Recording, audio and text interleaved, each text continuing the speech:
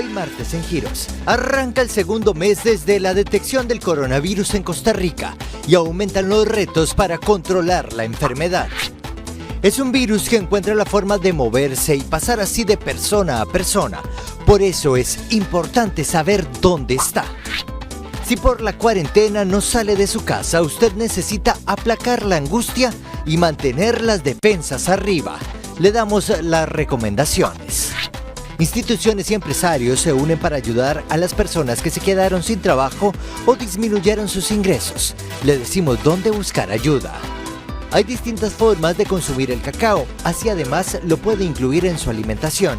Le presentamos ideas novedosas. Le tenemos información actualizada. Quédese con nosotros.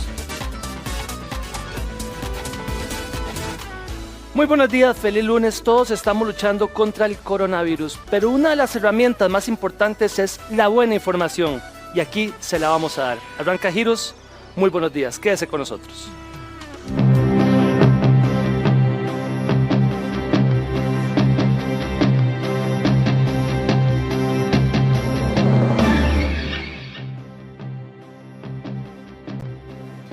Bueno, a un mes exactamente, el día de ayer se cumplió y entramos al segundo mes que el COVID-19 tocó las puertas de nuestro país y cambió nuestro país y el mundo específicamente. Hoy queremos conocer cómo estamos avanzando en este tema y el doctor Jorge Espitaleta nos acompaña en esta mañana, experto en medicina crítica e intensiva, y vamos a hablar de la fotografía del país hoy que iniciamos este segundo mes. Muy buenos días, doctor, gracias por acompañarnos. Buenos días. Bueno, realmente el país se ha comportado, como dijeron ayer las autoridades, estamos logrando contener de manera adecuada el contagio. No hemos tenido un crecimiento exponencial, que eso es muy importante porque nos da la posibilidad de atender en los centros de salud los casos que se puedan presentar y disminuir la posibilidad de fallecimientos por este virus. Entonces, si vemos realmente, Costa Rica en este momento ha aumentado el número de casos, que es esperable. Estamos ante una enfermedad infecciosa, viral, muy contagiosa, eso es lo que hay que tener en cuenta, muy contagiosa, pero hemos logrado mantener un crecimiento lineal, progresivo. No hemos tenido ni un solo pico que nos salga, digamos, y lo vamos a ver ahora más adelante cuando tengamos el mapa, que nos haga preocuparnos más de la cuenta. De hecho, en algunos momentos y en algunos de los modelos que uno ha predicho, nos estamos pareciendo en la curva bastante a lo que logró hacer China. Entonces, si nos comparamos con eso, hemos logrado contener, por lo menos de manera importante, la presentación de casos. Ahora, doctor, la gente se pregunta, ya pasó la primera ola, pero nuestro cuestionamiento en este momento es, ¿vienen más olas? ¿En qué punto estamos? Ok, realmente no podemos decir que ha pasado la primera ola. Probablemente de los primeros infectados ya sí no tenemos casos contactos, pero eso ha seguido. Entonces no hemos tenido un repunte. Cuando hablamos de olas, precisamente llamamos un poco al movimiento de esta curva de casos y lo que estamos teniendo es un crecimiento continuo lento. No hemos tenido un pico brusco, que es lo que llamamos olas. No sabemos cómo nos vamos a comportar. Igual esto es materia de cambio día a día. Puede que tengamos varios picos, puede que hagamos un solo pico o puede que al final de cuentas la curva solo se mantenga aplanada, suba un poco como está subiendo y después vuelva a enlentecer y esto nos dure mucho más tiempo en vivir con nosotros el virus como tal. Ahora, doctor, esperando en Dios que toda la gente haga caso y que las medidas que Salud está promoviendo las tomemos al pie de la letra, ¿qué pasaría entonces con esta curva? Nos estamos portando, hasta ahora por lo menos como se está comportando la curva, vamos bien. O sea, si ustedes ven el incremento de casos comparados con países como Panamá, por ejemplo, que sí tuvo un crecimiento exponencial, yo creo que las medidas fueron tomadas a tiempo. Ahora viene el reingreso de ver cuándo volvemos a hacer algunas cosas normales, pero por ahora la idea es mantengámonos esta semana, sobre todo que la gente es muy dada a intentar salir. Hoy ya eran un poco más, o mañana van a ser un poco más estrechas las medidas de no salir, de limitar un poco la circulación. Entonces esto es importante para contenernos. Si hacemos casos, pues la idea es que van a haber menos contagios, puede que al final logremos aislar, como algunos pueblos lo han logrado hacer, inclusive dentro de Italia. Hay sitios en Italia donde se logró disminuir la posibilidad haciendo diagnóstico temprano de muchos pacientes, aislando a estos pacientes como estamos haciendo, y al final de cuentas, después de cierto tiempo podemos decir que no hay transmisión. Entonces, ese es el mensaje, tenemos que seguir acatando las disposiciones que nos dan. Esto es un tema cambiante, así que también puede que mañana o la próxima semana haya una decisión diferente acerca de algunas cosas que siguen creando controversia aún en el gremio médico. Entonces esto puede cambiar, entonces no es de criticar, es de apoyar. Creo que Costa Rica ha demostrado en este momento a nivel mundial ser un país de primer nivel en su sistema de salud. Ahora, doctor, siempre hay personas que también son un poco juegas de vivas, podríamos decir, o imprudentes y dicen, no, estamos bien, voy a escaparme a la playa, voy a salir un poquito más. ¿Cuándo se verán las consecuencias de esos desarreglos? Ok, estamos hablando que normalmente el periodo de incubación de este virus puede tardar hasta 14 días. Entonces vamos a tener que esperar estas personas, ese es el punto. O sea, la idea es no solo no salir de casa, sino no hacer reuniones en casa. Y hemos visto a veces que todavía, y eso pasó en Italia, entonces les quiero llamar la atención de que los italianos seguían reuniéndose, por ejemplo, para cenar, los del mismo edificio o los del condominio. Entonces hacían reuniones de mucha gente, y eso lo que hacía era precisamente facilitar la transmisión de personas asintomáticas y aumentar el riesgo. Entonces, tenemos que seguir manteniéndonos. ¿Por qué? Porque al final de cuentas esto lo vamos a ir viendo, y puede que si no hacemos caso ahora, esta curva que llevamos más o menos en un nivel aplanado, nos haga la ola que tanto hemos mencionado. Miedo nos da. Ahora, doctor, que creo que está relacionado este aumento exponencial de los datos, específicamente, ¿qué significa eso? Nosotros ahora no tenemos un aumento exponencial. Cuando empezamos a hablar de coronavirus hace ya un mes precisamente, decíamos que por una persona contagiada probablemente iban a ser 3 personas las que iban a contagiarse. Entonces, si eso lo hacíamos en un cuadro, decíamos que partíamos de 1 y eran 3, estos 3 se convertían en 9, estos 9 se convertían en 27, y eso es cuando hablamos de aumento exponencial. Cuando llevábamos como la mitad del mes, logramos decir que no se estaba comportando como de 1 a 3, sino de 1 a 2. Y realmente ahora, con los datos que vamos teniendo, ha sido muy lineal, nada exponencial, muy de protocolo aritmético, que inclusive ni siquiera se habla de 1 a 1, porque los casos que están creciendo son 20 en promedio por día. Entonces has tenido un crecimiento que inclusive si uno ve la curva tiende a aplanarse, pero no está plana, y eso es algo importante que hay que decirle. No estamos en un momento donde la curva esté plana o decreciendo. Si ustedes ven la curva, pues sigue creciendo lentamente, pero todos los días tenemos más casos, entonces no podemos hablar de que necesariamente la curva está plana.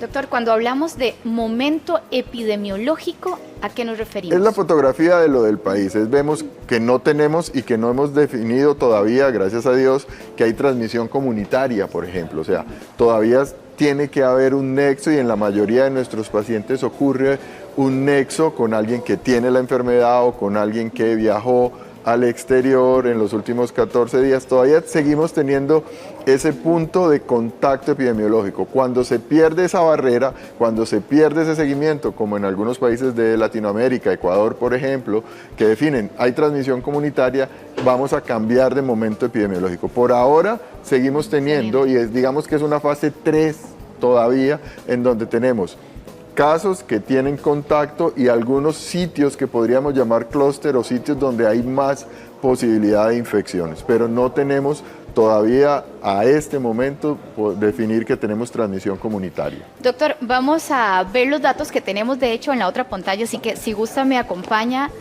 para que aprovechemos este recurso y usted nos pueda explicar puntualmente, doctor, este avance que hemos venido, ¿verdad?, experimentando en nuestro país. Perfecto. Esta curva, que es lo que estamos diciendo, pues básicamente es el número desde el caso 1, el primer día, que ha venido subiendo y que llegamos a 467 en el reporte de ayer.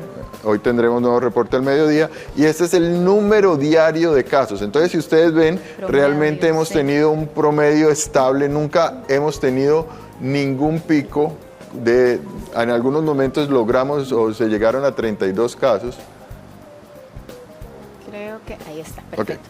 Logramos, tuvimos 32 casos, 30, pero realmente el promedio, si uno saca una línea promedio, andamos en general alrededor de 20 casos. Así que el modelo ha sido muy lineal, muy aritmético, no exponencial, pero si ven la curva de crecimiento, podemos decir que seguimos creciendo. Tiende a aplanarse y la idea es que cuando no tengamos tantos casos, esta curva va a tender a aplanarse. ¿Okay?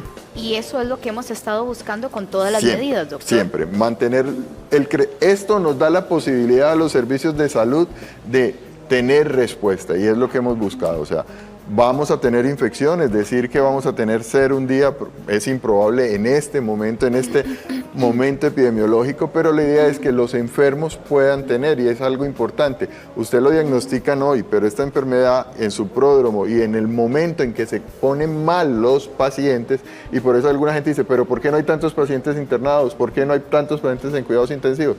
Porque normalmente el momento en que empiezan a empeorar estos pacientes es alrededor del 7º al 10º día de la enfermedad. Entonces, todavía tenemos que darle chance, pero la ventaja es que como no tenemos un crecimiento desmesurado, los servicios de salud en este momento tienen posibilidad de responder. Ahora, doctor, ¿qué pasa? Nos relajamos un poquito, decimos, vamos bien. Y entonces integremos ciertas actividades ya que lo estamos manejando bien. Incluso algunas personas dicen, volvamos al fútbol, empecemos otra vez, ¿verdad? A volver a nuestra vida cotidiana normal. ¿Cuál es su criterio, doctor? Ok, el regreso a la normalidad es algo que todavía hay que tomarse con mucho cuidado. Yo creo que hay que analizar precisamente el perfil epidemiológico, esperar que termine este receso de Semana Santa y empezar a analizarlo probablemente hacia finales de mes. ¿Qué pasa? Que al final de cuentas tenemos que tomar una decisión en algún momento de ir reabriendo obviamente parte de nuestra vida, pero yo creo que tenemos todavía que concientizarnos, no relajarnos y pensar internamente que esto nos va a llevar probablemente hasta finales de mes, por lo menos. De hecho, hay algunas medidas como la de salidas al extranjero y otras cosas que están limitadas hasta el 30 de abril por lo menos. Entonces, no es momento de relajarnos, es momento de seguir, de afrontar. Hay cosas que nos van a costar más, pero necesariamente yo creo que tenemos todavía que esperar un poco más para poder definir que sí estamos lo suficientemente bien para poder dar la apertura. Doctor, el uso de mascarilla sigue siendo controversial. En algunos países, por ejemplo en España, se está exigiendo el uso de mascarilla a la población en general. ¿Cuál es su criterio referente a eso? Bueno, esto es algo que cambia y por eso les decía, hay cosas que todavía pueden ser controversiales y no es que nuestro Ministerio de Salud o las autoridades digan que no, simplemente porque no. En donde se está exigiendo en este momento uso de mascarillas es donde se ha demostrado transmisión comunitaria, por ejemplo, y que realmente tiene picos importantes. Entonces esto es algo que se está evaluando día a día. Estamos ya a 4 meses, por así decirlo, de haber conocido el virus por primera vez, entonces necesitamos seguirlo conociendo, no sabemos muchas cosas. Todos los días, si ustedes supieran la cantidad de artículos o reportes que uno recibe, inclusive para nosotros los médicos ya hay algunas recomendaciones por parte de oftalmología porque estamos pegados de una pantalla leyendo artículos, leyendo reportes todo el día y precisamente hay cosas que todavía no está, la ciencia no ha decidido, llevamos 4 meses. Donde hay transmisión comunitaria y si usted tiene que pasar en un sitio que está aglomerado porque tiene que hacerlo, pues podría ser una posibilidad. Y no lo llamamos mascarillas, ese es otro término que empieza a cambiar en este momento, porque las mascarillas son o mascarillas quirúrgicas, que son hospitalarias, o respiradores N95, que es para atender a los pacientes directamente que ya son positivos, sino que hablamos de un protector facial de tela que podría prevenir, pero realmente, como les digo, esto cambia día a día, tenemos que ir leyendo día a día cuáles van siendo las recomendaciones. El país ha tomado determinaciones a tiempo. Si ustedes ven esta curva y nos comparamos con países que tienen la misma cantidad de habitantes, nos está yendo muy bien. Así que creo que hay que seguir insistiendo en seguir las indicaciones de nuestras autoridades, que si llega el momento que hay un estudio grande que nos determinan, sí, definitivamente hay que usar mascarilla para salir, pues se dirá en ese momento que hay que hacerlo. Ahora, doctor, hay algunas personas que incluso utilizan bufandas y como tienen un poco de temor, dicen, yo mejor me cuido y si no tengo la capacidad o porque no existen en el mercado mascarillas, utilizo pañuelos o algo. ¿Funciona este medio de protección, doctor? Ok. Seguimos insistiendo en lo básico y a veces tenemos problemas con lo básico. Lavado de manos, protocolo de estornudo, protocolo de toser, el distanciamiento entre una persona y otra persona, son las cosas que realmente han demostrado que funcionan. Cualquiera de las otras cosas que extrapolemos probablemente ayude, pero es una medida complementaria, no primordial. O sea, tenemos que insistir, lavado de manos. Si ven, probablemente hoy viene con traje de guardia porque nosotros los médicos, cuando vemos pacientes, cuando yo llego a mi casa, yo me retiro la ropa antes de ingresar a saludar, voy, me baño y después es que saludo a mis familiares. Son las medidas que realmente sí funcionan. Las otras medidas pueden ayudar, pero no son las medidas probadas. Entonces, por el hecho de utilizar un cobertor facial de tela, nos va a dar una falsa seguridad y probablemente vamos a olvidar las cosas que son realmente importantes, que es lavado de manos, no tocarse la cara, distanciamiento entre una persona y otra persona, protocolos para toser y para estornudar, consultar rápidamente si uno tiene algún tipo de sintomatología, que cada vez ustedes vieron que si ustedes comparan la primera versión, creo que vamos por la versión 12 o 13 en este momento del Ministerio de Salud, porque es cambiante. Si al principio veíamos que era síntomas de insuficiencia respiratoria con contacto con una persona que hubiera viajado o con una persona positiva, ahora ya le sumamos los otros síntomas de que puede tener alteración en el olfato, alteración en el gusto. Cada vez se van sumando más cosas que nos ayudan a diferenciar o a identificar eso. Entonces, no olvidemos lo primordial. Hay algunas cosas que pudieran servir, no tenemos transmisión comunitaria, entonces uno podría decir, sirve, podría ayudar, pero no es lo primordial. Ahora, sumado al tema de las mascarillas, surge la pregunta sobre los guantes, doctor, porque también uno ve gente que está utilizando guantes que se utilizan en cocina para aplicar tintes, ¿verdad? Que son flojitos, como de un material mucho más grueso. Exactamente. ¿Qué pasa con eso, No, doctor? eso sí, realmente en ninguna parte del mundo se está recomendando porque también nos da una falsa seguridad. Usted está tocando todo con guantes, en esa superficie plástica puede mantenerse por mucho más tiempo el virus si tocó algo que estaba contaminado con el virus, y entonces si usted se lo lleva a la cara o se toca algún sitio, lo que va a hacer es contaminarse más fácilmente. O sea, no podemos dejar de lavarnos las manos frecuentemente. Si no tenemos la posibilidad de lavarnos las manos, utilizar alguna solución alcohólica, gel o alcohol o lo que tengan a mano para limpiárselas, pero lavado de manos. El utilizar unos guantes todo el día lo que va a hacer es que va a empeorar porque voy a tocar muchísimas más cosas con el mismo par de guantes. Si uno ve, por ejemplo, cuando nosotros entramos a ver un paciente, nos ponemos unos guantes y salimos de ese paciente y nos quitamos los guantes y nos lavamos la mano. Es lo siguiente que hacemos y después, si vamos a volver a ver otro paciente, exactamente nos colocamos otro par de guantes. Por eso el equipo de protección personal para el personal médico es lo que ha pasado en el mundo, que tiende a bajar o a escasear porque realmente la cantidad de equipos de protección personal que necesitamos usar en los hospitales es muy alta. Doctor, aprovechando el recurso de esta imagen, los casos donde está la mayoría es en la provincia de Alajuela y San José, prácticamente un 75% estamos hablando. Las otras provincias igual hay que cuidarlas, pero en estas particularmente donde presentamos la mayor parte de casos positivos, ¿cuáles son los criterios a seguir? ¿Qué debemos hacer? Las pautas a seguir, doctor. Igual, obviamente era razonable, pensable que en el gran área metropolitana, y si uno pone el gran área metropolitana se lleva casi el 90% de los casos, porque aquí vivimos la gran mayoría realmente de personas de Costa Rica. Entonces, por eso es importante respetar lo que se va a hacer esta semana, mantenernos en casa, mantenernos aislados, esperar que esto disminuya para poder ir abriéndonos. Yo creo que el siguiente paso que habrá que pensar y que tendremos que analizar y que tendrán que analizar las autoridades es el momento idóneo. Pero esto era completamente esperable, o sea, que tengamos San José y Alajuela como las provincias más importantes, es obviamente la población laboral, donde hay oficinas, donde hay contacto cercano, donde hay transporte público, donde se movilizan grandes cantidades de personas, es la posibilidad. Veámoslo simplemente, vea Estados Unidos, Nueva York se lleva por mucho los casos el número de casos y el número obviamente de fallecidos de Estados Unidos. ¿Por qué? Porque es una ciudad densamente poblada. Entonces, guardando obviamente las proporciones, nuestro sitio más densamente poblado era esperable que tuviera la mayor cantidad de casos. Muy bien.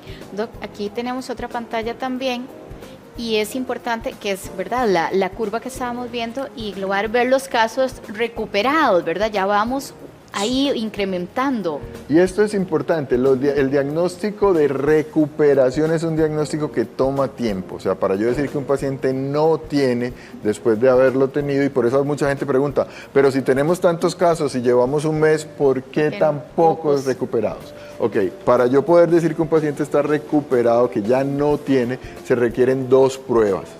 Entonces necesito hacerle 2 pruebas con diferencia de tiempo 24 horas y que ambas pruebas salgan negativo. Entonces obviamente la rapidez con que sale es mucho menor que la rapidez con que ingresan. Y algo muy importante, el tiempo de evolución, y es que eso también hay que insistírselo a la gente. Un paciente que ingresa a la UCI en promedio está tardando 3 semanas en unidad de cuidados intensivos. Entonces el hecho de que no tengamos muchos ingresos a UCI no quiere decir que es que lo vamos a recambiar esos pacientes cada 7 días o 10 días, que es lo que decimos que dura más o menos la enfermedad, sino que cuando el paciente se pone mal, cuando ocupa hospitalización, estos pacientes ocupan por mucho periodo de tiempo la ayuda hospitalaria. Entonces por eso tenemos que seguir cuidándonos. La cantidad de recuperados terminará al final de igualar, pero mucho tiempo después. Todavía seguimos viendo pacientes que los reportan como recuperados, por ejemplo en China, que algunos días ya no reportan casos nuevos, entonces las curvas se van equiparando y se van uniendo. Pero nosotros ahora habrá muchos pacientes, sobre todo los que ocupen hospitales, que tardarán mucho más tiempo en poder decir que ya están libres del COVID. Ahora, doctor, también hay datos sobre pacientes justamente que estaban en esa unidad de cuidados intensivos que salen de cuidados intensivos. ¿Bajo qué criterios es que esto se da? Los criterios que utilizamos no son criterios de curación, porque para salir del hospital tiene que tener las pruebas negativas, pero un paciente que se estabiliza, hay algunos parámetros de laboratorio que nos dicen que el paciente va mejor, pero hay cosas tan sencillas como los requerimientos de oxígeno. Un paciente que no aumenta en la cantidad de oxígeno que ocupa, que va disminuyendo estos parámetros que medimos día a día de inflamación o de una tormenta de mediadores que medimos en las unidades de cuidados intensivos, cuando el paciente consideramos que está estable, se pueden egresar de la unidad de cuidados intensivos manteniéndose en el hospital para observación. Inclusive habrá pacientes en algún momento, si esto también nos desborda, que no necesariamente van a cumplir el criterio de recuperados, pero que podrán salir o a hoteles o a aislamiento en casa aún sin las pruebas negativas, porque es un paciente que probablemente podría estar ambulatorio. Pero sí se egresan pacientes de cuidados intensivos sin necesidad, y esto es importante decir, que están recuperados o que están curados del COVID-19, sino que ya tienen criterios de estabilidad clínica para poder estar fuera de una unidad de cuidados intensivos, y esto con el fin de poder tener disponibilidad para los que los ocupen. Ahora, doctor, hay una situación, a nivel país nos preocupa un poco nuestro país hermano Nicaragua, que presenta muchos casos de neumonía, o así se han llamado en este momento, y somos países hermanos, ¿verdad? Estamos muy cercanos. ¿Qué criterio le corresponde a usted, doctor, verdad, cuando uno podría tener una oleada de visitas con posibles casos de COVID positivos? Okay.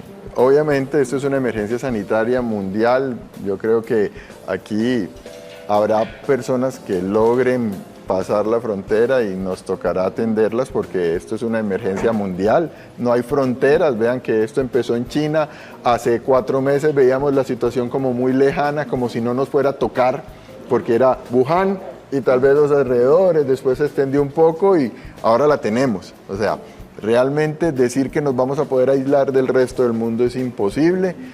Obviamente yo sé que los ministerios están haciendo la labor más importante de evitar, por lo menos en estos momentos, que haya migración, por lo menos de manera adecuada, pero la migración no adecuada yo creo que ningún país del mundo la ha podido controlar. Entonces nos va a tocar, la idea es estar preparados, poder dar el suficiente soporte. Esto es una emergencia mundial.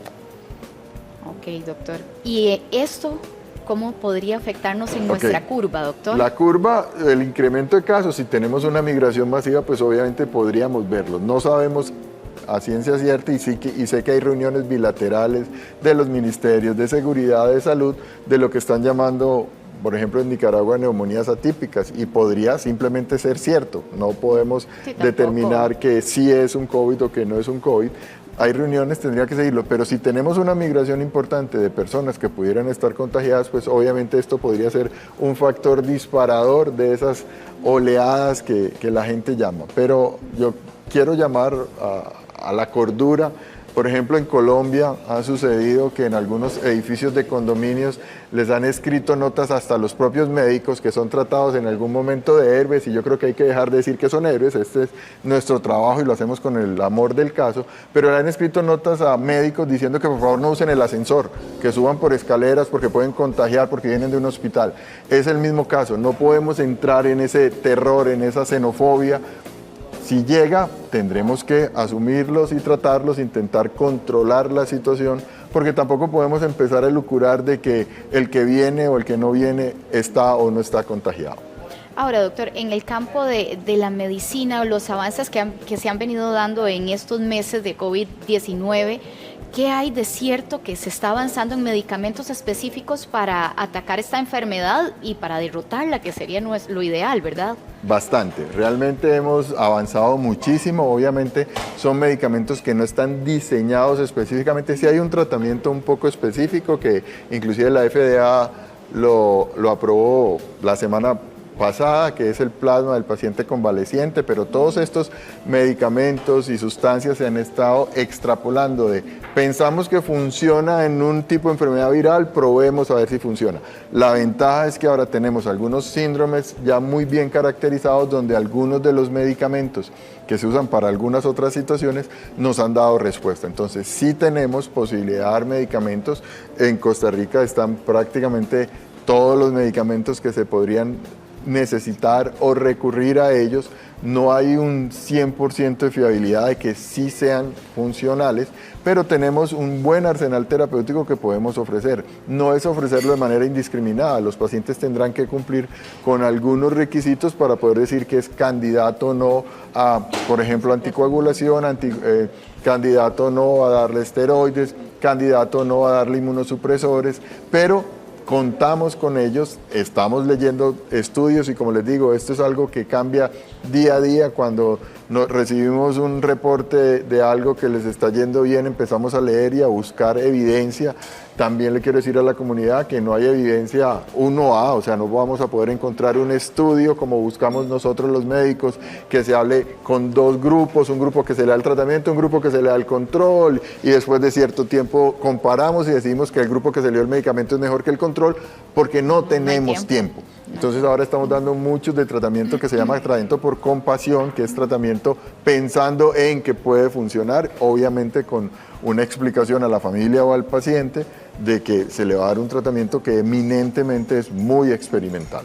Ahora, doctor, a nivel país también se están haciendo avances y estudios de personas recuperadas. ¿Qué esperanza nos da esto, verdad? Sí, claro. De hecho, el Instituto Cloramido Picado, la UCR, Inciencia están uniéndose precisamente para buscar un poco esto del plasma del paciente convaleciente, poder llegar a sintetizar la inmunoglobulina específica que podría bloquear. La cosa es que, como les digo, esto toma tiempo y hay veces que no tenemos tanto tiempo y empiezan a utilizar tratamiento compasivo. Pero sí, se está avanzando, o sea, en el mundo y en Costa Rica se están haciendo cosas para intentar dar más armas o mejorar el arsenal terapéutico que tenemos para tratar a estos pacientes. Ahora, doctor, estamos contra reloj. Y todas las personas que están uniendo esfuerzos para llegar a una posible cura o un posible tratamiento, se está logrando en un tiempo que no era el esperado, ¿verdad, doctor? Récord, o sea, yo me quedo asustado y como lo he dicho en reiteradas ocasiones, esta es la primera vez que yo veo que la ciencia se ha unido, que las grandes empresas de litografía que publican revistas y artículos que normalmente hay que cobran por tener acceso a ellas, dijeron todo lo del COVID-19 es gratis, usted puede accesar a todo lo que quiera. puede estudiar el artículo que salió ayer en cualquier parte del mundo, yo lo puedo leer hoy aquí completamente gratis. Entonces, sí realmente nos estamos uniendo. Las vacunas, que es lo que mucha gente pregunta por la y vacuna, anhelamos, claro que sí. Hay que dar tiempo, obviamente, para que una vacuna sea segura. Sí necesitamos hacer un estudio más largo. Menos, doctor, o sea, los que saben dicen que por lo menos un año. Probablemente por el estrés y la premura se va a lograr tener antes, pero la gente erudita en esta materia dice que probablemente un año. Para que llegue esa para que esperada esté la anhelada vacuna. Pero ya medicamentos, sí tenemos alguna luz mayor para tratar. Definitivamente, a todos los pacientes hospitalizados les damos el protocolo que casi que se está usando en el mundo. O sea, les digo que tenemos los medicamentos, que no se asusten, que no es que hay que ir a traer algo que no tenemos acá en Costa Rica.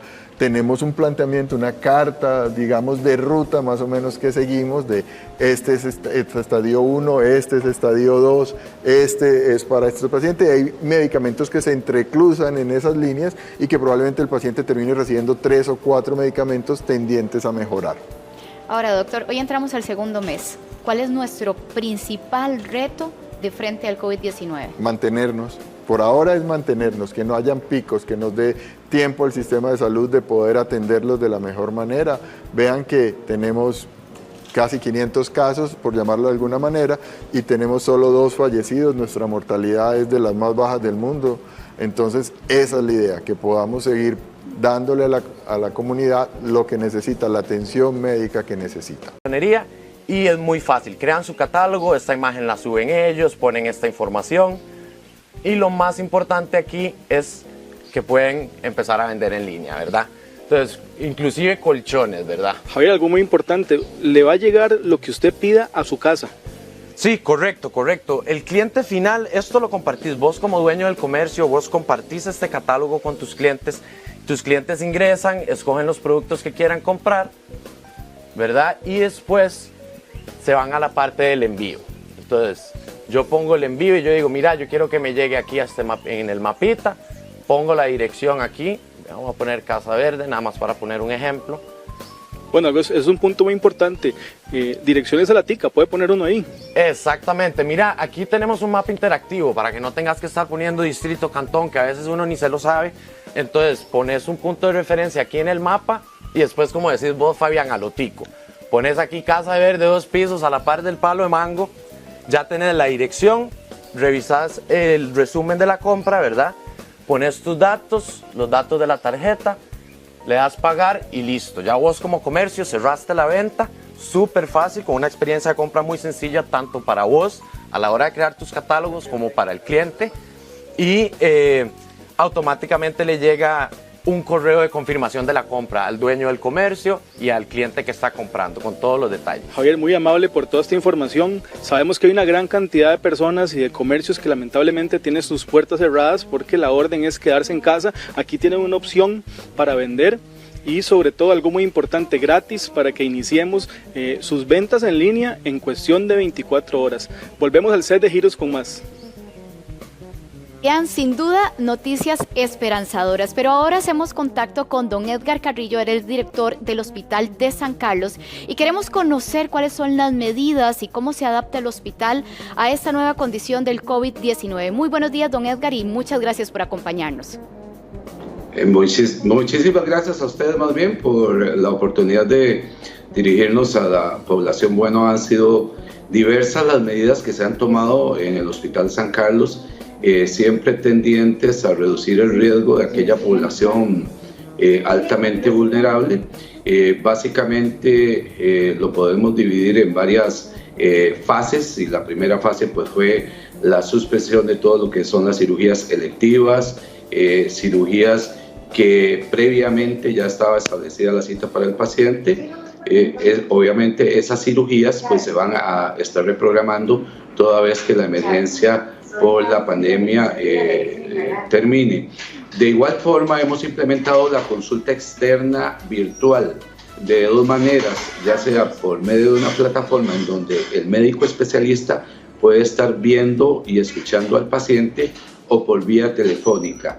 La otra cosa importante es que hemos estado enviando medicamentos por 3 meses a los pacientes con el fin de que el paciente no tenga que venir al centro médico, y los estamos haciendo llegar hasta la casa de los pacientes. Por supuesto, mantenemos una línea directa de comunicación con las y los asegurados de toda la región Huetar Norte por medio de varios canales de comunicación, como son el Facebook Live, y una de las últimas medidas pues, fue la suspensión de las visitas a los pacientes con el fin de cuidar, 1, a los pacientes ya internados, 2, a las personas que vienen a visitar a esos pacientes, y por supuesto, más importante, es la materia prima que somos nosotros los que trabajamos en salud y por el bienestar de la gente. Previamente también ya hemos establecido 2 salones que tenemos completamente preparados para la atención directa de todos los pacientes que en su momento se presenten como positivos por COVID-19. Don Edgar, entonces, el tema de las visitas, le entendí, por el momento no hay visitas en el hospital. Correcto, por el momento no hay visitas, están suspendidas, y eso precisamente, como le reitero, es para cuidar al paciente que ya está internado, pero también a las personas que vienen y van de las diferentes comunidades de una región sumamente extensa como es la región Huetar Norte. Ahora, doctor, en el tema, don Edgar, en el tema del cuidado, tanto de pacientes internados como los médicos que están laborando, enfermeras y todo el equipo que está trabajando, ¿cuáles han sido esos cuidados para evitar un posible contagio? Sí, por supuesto, el personal médico y paramédico que trabaja en el hospital estamos muy expuestos, en este caso al COVID-19, y hemos implementado todas las recomendaciones que el señor Ministro de Salud y las diferentes autoridades de salud del país han venido dictando. Entonces, extremamos medidas en cuanto al lavado de manos con agua y jabón, en cuanto a la práctica del protocolo de la tos, el estornudo, pero lo más importante es que dentro del hospital se han implementado los protocolos de limpieza, se han afinado todavía más, y evidentemente nos hemos equipado de manera adecuada con todos aquellos equipos especiales que están a la orden de la institución. Un dato importante es que desde hace aproximadamente un mes y medio, se diferenció la consulta en el servicio de emergencias. Esto quiere decir que los pacientes con síntomas respiratorios van a ser atendidos en una parte del servicio de emergencias, y los pacientes que nos siguen llegando con otro tipo de patologías se diferencian y se envían a otro sector del servicio de emergencias. Ya se tiene demarcado de manera adecuada cuál es la zona de pacientes respiratorios y cuál es la zona de pacientes no respiratorios. Y el personal que limpia, el personal que atiende, sea enfermería o médicos a pacientes respiratorios, siempre van a ser los mismos, con el fin de no estar rotando, lo cual aumenta la posibilidad de que se pueda transmitir el virus entre una persona y otra. Don Edgar, reforzando esa materia, ¿verdad? Esos pacientes que llegan sintomáticos con temas respiratorios, usted dice que los están dividiendo. ¿Quién se encarga de hacer esa división para no exponer mucho también a ese personal? Claro, nosotros tenemos personal ya calificado que al ingreso, es decir, el paciente puede venir por 2 vías, o viene por vía ambulatoria, o sea, caminando, o viene en ambulancia. Si viniese en ambulancia, ya hay una comunicación previa con los compañeros de Cruz Roja y nosotros ya sabemos que es un paciente con síntomas respiratorios. El que viene de forma ambulatoria, ese paciente es abordado por personal nuestro de enfermería, inmediatamente se le coloca una mascarilla quirúrgica y se le envía a la zona demarcada para pacientes con síntomas respiratorios. Es decir, la división la hacemos desde antes que ingrese al servicio de emergencias. Don Edgar, para los pacientes que ya van de salida, que pueden regresar a casa, ¿cuáles son las recomendaciones? Que son pacientes que, bueno, si se les está dando las salidas porque están bien, pero evidentemente no están con su sistema inmune al 100%. Sí, hay que recordar que para que un paciente se le dé o ya salga negativo por COVID-19 requiere de 2 exámenes más, en donde lo que se le mide es la carga viral. Ahora, el paciente, y eso es algo importante, no todo paciente COVID-19 positivo tiene que estar en el hospital. Eso lo determina la condición clínica. Y hay aquí un llamado a aquellos pacientes para que no se queden hasta último momento en su casa y que llegan en una condición muy delicada al hospital. Toda vez que se egresan, pues se les egresa con todas las recomendaciones del caso en cuanto al aislamiento que deben de tener y respetar también en sus respectivas casas, y de ser posible, porque no en todos los casos es posible, que ojalá se les asigne una habitación solamente para ese paciente y que el contacto con el resto de la familia sea el mínimo, con todas las medidas, reitero, de protección, como son la mascarilla en este caso, pero básicamente es un paciente que puede seguir una vida completamente normal, sí, respetando el distanciamiento social. Don Edgar Carrillo, muchísimas gracias por su tiempo y excelentes medidas se están tomando sin duda en el hospital. Gracias por compartirlo con nosotros en esta mañana. Que tenga un excelente día. Continuamos, Ítalo. Si bien es cierto, la mayoría del tiempo los hospitales pasan llenos, pero si a esto le sumamos todo este tema de la pandemia, nos agarramos del dicho que no hay cama para tanta gente. ¿Cuál será la realidad de los hospitales de nuestro país? Bueno, tenemos al doctor Luis Espinosa. Bienvenido, doctor. Hola, Ítalo, ¿cómo estás? Ahora más que nunca, doctor, hay que cuidarnos. Creo que sí, definitivamente los momentos que vivimos no han sido vistos por la mayoría, yo creo que nadie de los que estamos acá, y son tiempos distintos que ameritan medidas distintas. Doctor, en los hospitales grandes de este país, ¿cómo pasan si no estuviéramos en pandemia, normalmente un día como hoy? Mira, vamos a ver, es muy variable, pero en términos generales y para los televidentes, sí, pasamos llenos, esa es la verdad.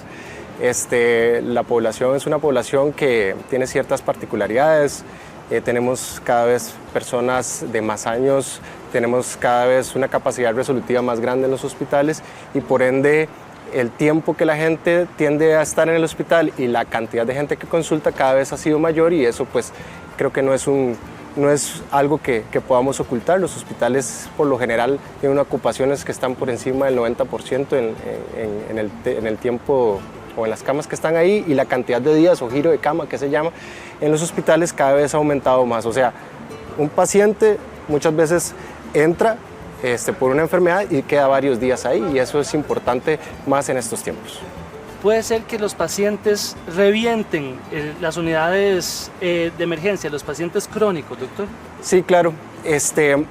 Eso es curioso. Las emergencias y las urgencias no tienen tiempo, aparecen en cualquier momento, y los pacientes crónicos, pues por sus características tienden a descompensarse más. Así que es mucho de lo que vemos, es mucho de lo que nosotros tendemos a ver en nuestras unidades.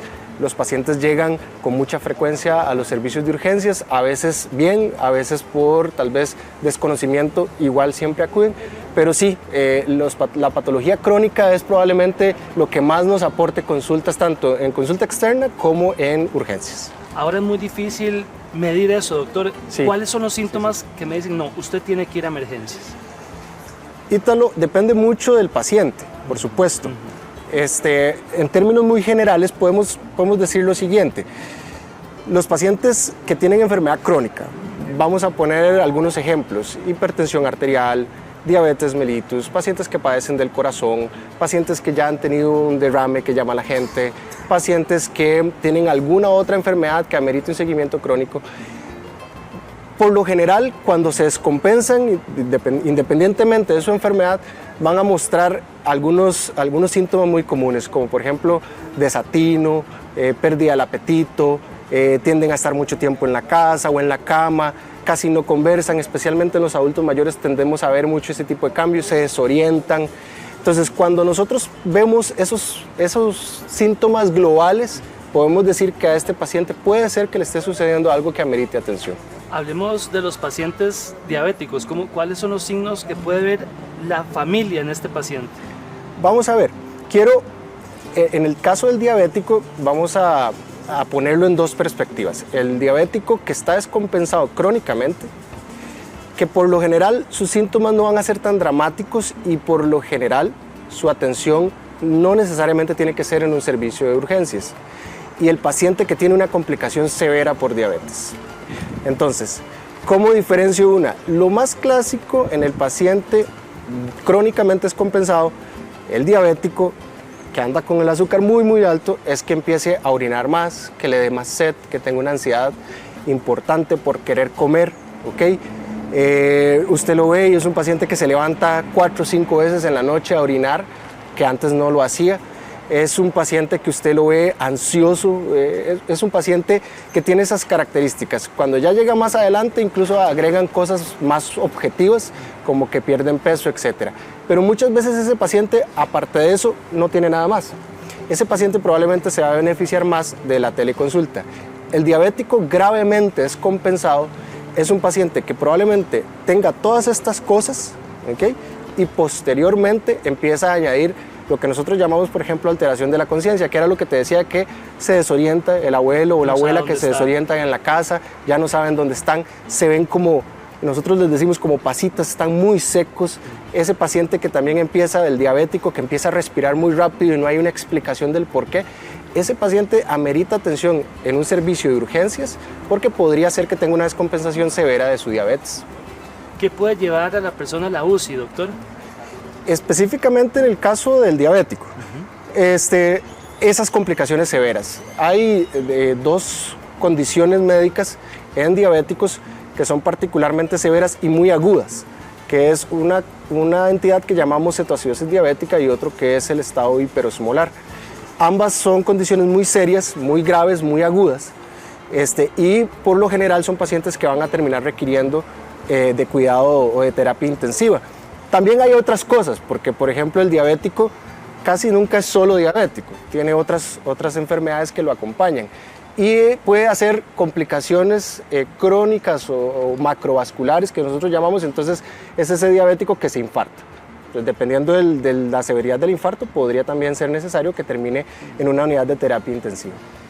¿Qué puede poner mal un cardiópata, doctor? ¿Cuáles son esas señales? Sí, vamos a ver, el cardiópata es un paciente también bastante heterogéneo. Entonces, tal vez lo más importante es ese paciente que estaba bien, que estaba tomando su tratamiento, que ya había sido diagnosticado con alguna cardiopatía y que progresivamente empieza a presentar falta de aire. Antes el paciente llega y te dice, yo caminaba, doctor, 500 metros bien, no me sentía ahogado, no me sentía mal, pero ahora estoy caminando 200 o 300 metros y siento que estoy haciendo una maratón. Ese es un síntoma que llama mucho siempre la atención en un cardiópata. El otro es también la aparición de dolor en el pecho, más o menos igual con el esfuerzo. Antes yo caminaba bien los 500 metros, ahora a los 100 me empieza a salir una opresión en el pecho. La opresión torácica, especialmente en el cardiópata isquémico, o sea, cuando las arterias del corazón están tapadas, que ya ha sido diagnosticado ese síntoma, también es muy importante. El desmayo sin causa aparente en el paciente conocido cardiópata, bueno, realmente eso siempre debe llamar la atención en cualquier paciente, pero en el paciente que es cardiópata, el desmayo también es algo que debe llamar mucho la atención, y algunos otros síntomas como palpitaciones, alteración de la conciencia también siempre deben de llamar la atención en ellos. Esas personas que han padecido derrame cerebral, que se descompensan, doctor, ¿cuáles son esas señales? El paciente con enfermedad cerebrovascular es un paciente también heterogéneo. Entonces las señales dependerán de qué paciente tenemos al frente. Puede ser un paciente que ha tenido, voy a ponerlo muy coloquial, un evento muy chiquitito, un derrame muy chiquitito, o el paciente que ha tenido un derrame muy grande. Probablemente el que ha tenido un derrame muy chiquitito es un paciente que no tiene mayor discapacidad. El otro probablemente es un paciente encamado. Entonces de esa condición dependerá esos signos. El paciente probablemente que no tiene tanta discapacidad es un paciente que, si vuelve a presentar un nuevo déficit, por ejemplo, después del derrame no podía mover con suficiente fuerza el brazo izquierdo, pero de repente empieza a tener debilidad también en el pie izquierdo, tiene que llamar la atención. Y el otro extremo, que es el paciente que está muy dependiente, el que está encamado, casi siempre es ver su condición general. Hoy comió o no comió. Hoy está vomitando o no está vomitando, hoy está más comunicativo o no dentro del espectro de comunicación que ellos pueden tener. Doctor, hay que tener cuidado con esos pacientes con presión alta. Sí, vamos a ver, los pacientes hipertensos yo siempre lo he dicho, el hipertenso es un paciente que tiene una enfermedad que mata, ¿okay? Mata lentamente o mata rápidamente a veces. Muy silencioso, ¿verdad, doctor? Muy silenciosa, de hecho. Hay un alto porcentaje de pacientes que son hipertensos y no lo saben, pero para los que sí, debe siempre llamar la atención el cuidado en los siguientes puntos. Mantener su tratamiento al día, ¿okay? Esta es una época complicada, pero no debemos de olvidar los medicamentos. Utilizar todas las herramientas que tengamos a mano y la red familiar es de suma importancia para que estos pacientes no pierdan su tratamiento. Lo otro es algunos consejos no relacionados a fármacos, como por ejemplo el consumo de sal, el tratar de hacer actividad física, el tratar de llevar una dieta balanceada. Son elementos a veces trillados. La gente dice, bueno, me dicen esto una y otra vez, pero por algo es. ¿Okay? Ese tipo de acciones hacen que un paciente hipertenso no se vaya a descompensar. Y en estas épocas el estrés está jugando un papel muy importante, y eso en particular en el hipertenso o el cardiópata es de relevancia porque podría descompensarlos. Doctor Espinosa, le agradezco montones. Para nada, muchas gracias por su para consejo. servirte. Verónica. El gobierno de la República está gestionando un subsidio de 200.000 colones a más de 375.000 familias en este momento. Pero para que usted sea candidato a este subsidio, tuvo que haber sido despedido o en algún momento que su jornada laboral haya sido reducida. Aquí ampliamos la información si usted necesita ser beneficiado por este subsidio. El gobierno planea atender a unas 375.000 familias por medio de un subsidio que ronde los 200.000 colones por familia. Este dinero llegaría a las personas que hayan sido despedidas, les hayan suspendido su contrato o les rebajen su jornada laboral. Las empresas que ya se encuentren aplicando la reducción de jornada cuentan, de acuerdo a la ley, con un plazo máximo de 3 días a partir de la publicación de la presente para presentar la solicitud de autorización de reducción de jornada ante el ente administrativo mencionado. Si no, se van a ver expuestas a la aplicación de las sanciones respectivas junto con las consecuencias civiles, penales y laborales contractuales. En este momento, el Ministerio de Trabajo ha gestionado más de 9.000 despidos y se encuentra trabajando en las resoluciones de cerca de 11.000 rebajos y suspensiones de jornada.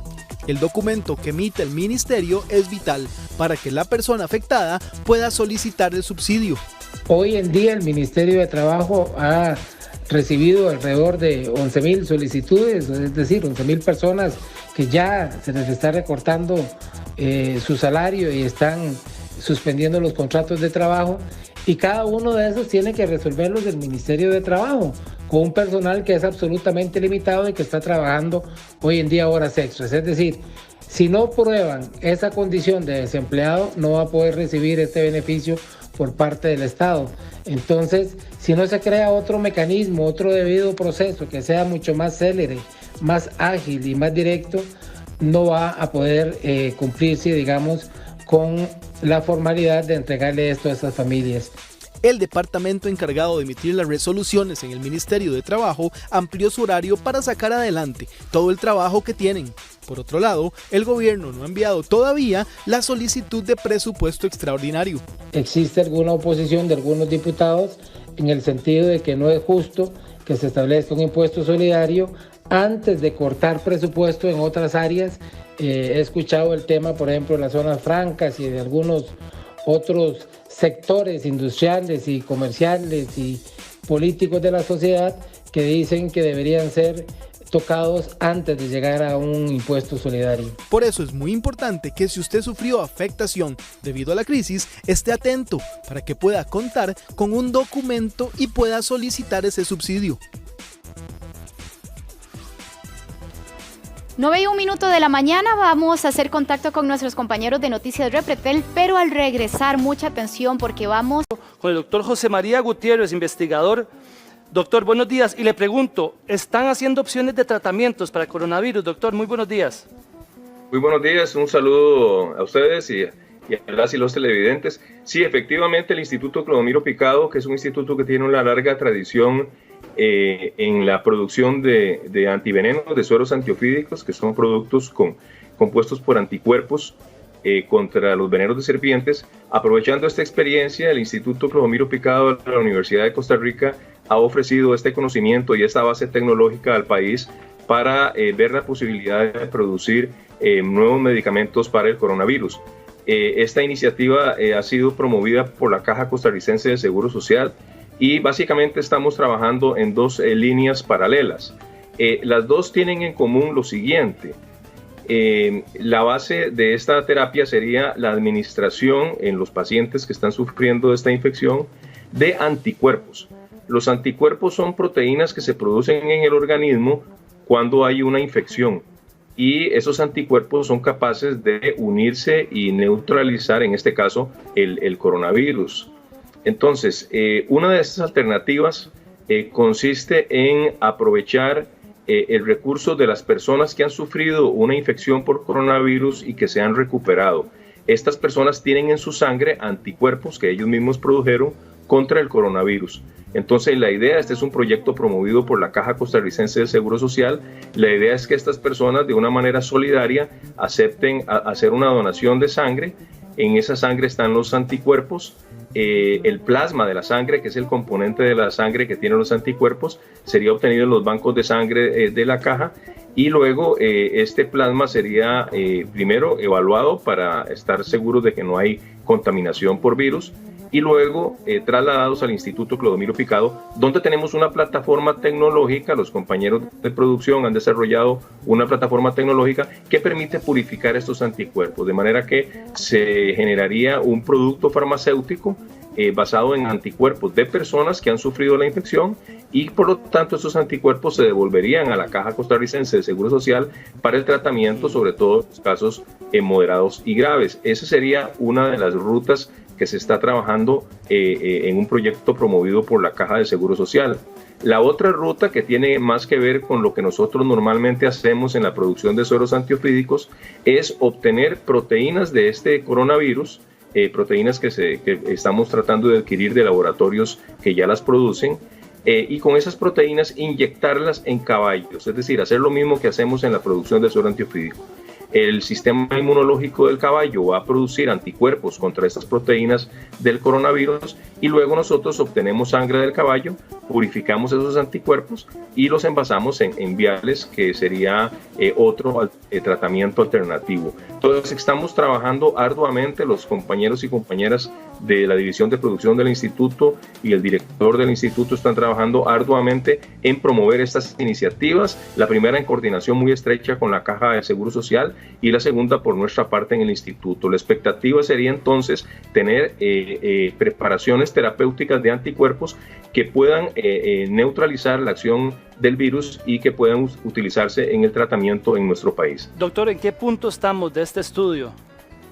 Bueno, en la primera línea ya el Instituto Clodomiro Picado tiene montada la línea de producción, es decir, tiene montada la tecnología para purificar los anticuerpos a partir de los plasmas de pacientes recuperados, ¿verdad? Aquí lo que estaría haciendo falta ya sería los elementos que tienen que ver más con la Caja Costarricense de Seguro Social, en el sentido de localizar a las personas que ya se han recuperado, de ver si estas personas están anuentes a hacer la donación, luego de separar el plasma en los bancos de sangre de la caja, hacer los análisis y enviar el plasma al instituto. Nosotros también paralelamente estamos presentando ante el Ministerio de Salud todos los protocolos para hacer esta producción, porque este es un producto que el Instituto Clodomiro Picado de la Universidad de Costa Rica nunca ha producido, ¿verdad? Los productos derivados de sangre humana. Entonces, todas estas actividades se están haciendo aceleradamente para tratar de que en el momento en que se cuente con estos planes de personas recuperadas, se tengan los permisos del Ministerio de Salud,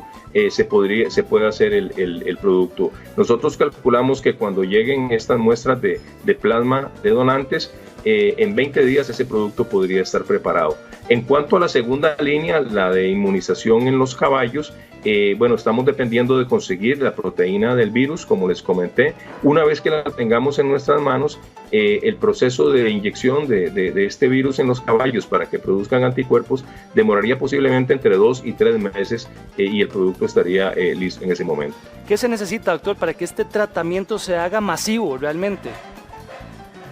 Bueno, en el primer caso, en el caso del producto derivado de plasma de personas que han sufrido la infección, lo que se necesitaría básicamente es tener un volumen importante de plasma, es decir, que las personas que se vayan recuperando en esta epidemia tengan la anuencia de hacer donación de esta sangre en un sistema que va a coordinar la Caja de Seguro Social, de manera que entre más volumen de plasma tengamos a disposición, pues más volumen de producto saldría. Y en cuanto a la segunda alternativa, la inyección de la proteína del virus en caballos, eso va a depender de la cantidad de proteína que podamos obtener a nivel internacional, que estamos trabajando en eso, y también va a depender del número de caballos que podamos colocar. Pero nosotros estimamos que para el número de casos por coronavirus que se están dando en Costa Rica, con ambas rutas se podría generar suficiente medicamento para el tratamiento de los pacientes que estén teniendo complicaciones por esta enfermedad. Doctor, este es un estudio realmente importante. ¿Qué comunicación mantienen ustedes con otras instituciones de todo el mundo? Bueno, en esta iniciativa, ¿verdad? Que dicho sea de paso, vale la pena mencionar que esta iniciativa es posible realizarla porque el Instituto Clodomiro Picado a lo largo de 50 años ha montado toda una plataforma de investigación científica y tecnológica endógena, ¿verdad? En la Universidad de Costa Rica, que nos permite ahora abordar este problema con tecnología que ya se maneja, que ya se conoce. Las compañeras y compañeros de la división de producción del Instituto Clodomiro Picado, de la división industrial, tienen una enorme experiencia en el manejo de derivados de sangre y en la producción de anticuerpos, de manera que estamos aprovechando todo un desarrollo endógeno científico y tecnológico desarrollado en la Universidad de Costa Rica que nos permite en este momento abordar este reto. Nosotros hemos estado en contacto permanente con muchos grupos. Hemos estado en contacto, por ejemplo, con la Organización Médicos Sin Fronteras, que ha estado muy interesado en ver estos desarrollos y nos ha estado ayudando a establecer contactos. Hemos tenido contactos también con laboratorios productores de esta proteína del virus, laboratorios de investigación, tanto de Inglaterra como de China, que están trabajando en esto, de manera que nos mantenemos en comunicación muy activa con diferentes sectores y grupos. Estamos muy al tanto también de los resultados de este tipo de terapia que se está ensayando ya en países como Estados Unidos, Canadá, incluso España, de manera que se acumule evidencia clínica que permita tener certeza de que este tratamiento funciona. Entonces estamos muy sintonizados con esto, somos conscientes de que es una gran oportunidad de poner el desarrollo científico y tecnológico endógeno al servicio de esta crisis sanitaria que se está viviendo, y pues queremos de todo corazón contribuir con el país en este momento tan difícil. Doctor, a eso me agarro. La gente tiene fe de que haya una solución. ¿Va a haber solución para el coronavirus, doctor? Bueno, es decir, la solución ya la estamos teniendo, ¿verdad? Nosotros tenemos un sistema de salud pública muy robusto. Yo creo que eso es consenso en toda la población del excelente trabajo que está realizando tanto el Ministerio de Salud como la Caja Costarricense del Seguro Social.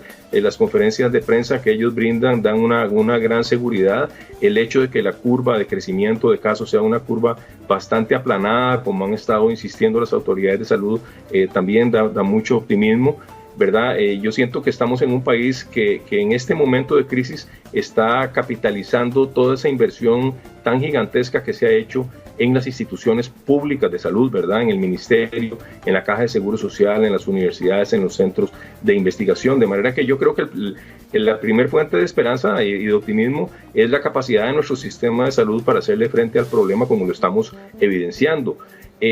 También, por supuesto, hay optimismo por la capacidad científica y tecnológica endógena que se tiene, y por el hecho de que también en otras partes del mundo se están ensayando continuamente nuevas alternativas de tratamiento, protocolos de tratamiento. Esto evoluciona, como lo han mencionado don Román Macaya, esto evoluciona rápidamente, cada día hay nuevas evidencias, y pues lo que estamos haciendo desde el Instituto Clodomiro Picado de la Universidad de Costa Rica es también poniendo un granito de arena en todo este cúmulo de esfuerzos que se hacen para que las personas que sufran una infección grave de esta enfermedad puedan ser tratados adecuadamente. Hemos visto también el esfuerzo de muchos grupos de las universidades públicas por producir prototipos de mascarillas, prototipos de respiradores, ventiladores mecánicos, etcétera. De manera que yo siento que hay una conjunción de esfuerzos en este país muy grande, liderado por las instituciones de salud pública y por las instituciones de educación superior públicas también, aparte de la contribución que hace toda la población siguiendo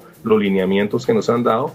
De manera que el país está empeñado en superar esta crisis, ¿verdad? Desde el punto de vista de la salud pública, y pues también estamos viendo enormes esfuerzos de muchos sectores por superar esta crisis desde el punto de vista ya social y económico de las implicaciones que esto va a tener. De manera que yo creo que tenemos que ser optimistas, se están haciendo esfuerzos grandes en diferentes niveles, y pues uno de esos esfuerzos es lo que está haciendo el Instituto Clodomiro Picado en colaboración con la Caja Costarricense del Seguro Social para ofrecer esta terapia que esperamos tenerla accesible para la población en el menor tiempo posible. Doctor, este es un esfuerzo de todos. Doctor José María Gutiérrez, muchísimas gracias por su trabajo y que Dios lo bendiga.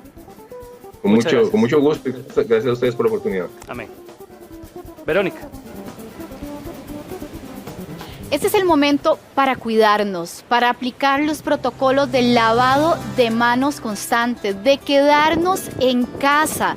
Podemos tener contacto con nuestros seres queridos a través de videollamadas. Es momento de comer saludable, de hacer ejercicio, pero todo dentro de la seguridad de nuestro hogar.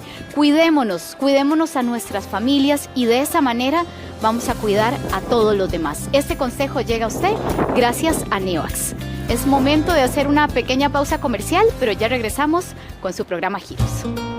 10% en tus servicios públicos, así como lo escucha, para que pagues desde Scotia en línea con tus tarjetas de crédito durante el mes de abril. Además, acumulás puntos o millas en el recibo de la luz en todos los servicios públicos. Conoce más visitando scotiabank.com.